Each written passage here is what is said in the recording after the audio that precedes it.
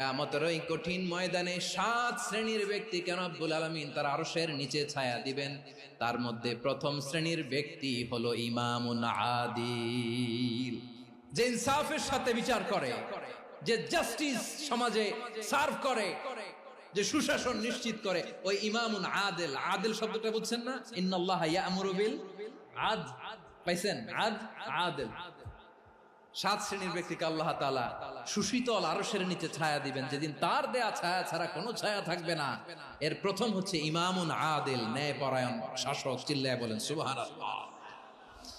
আবার বিশ্বনবী বললেন, ইন্নাল মুকসিতিনা ইনদাল্লাহি আলা মানাবিরা মিন নূর আন ইয়ামিনির রহমান। কিয়ামতের দিন যারা ন্যায় পরায়ণ হিসেবে আল্লাহর সামনে দাঁড়াবে, কিয়ামতের দিন রব্বুল আলামিন তার আরশের ডান দিকে ওই ন্যায় পরায়ণ লোকদের জন্য আরশের ডান দিকে একটা নূরের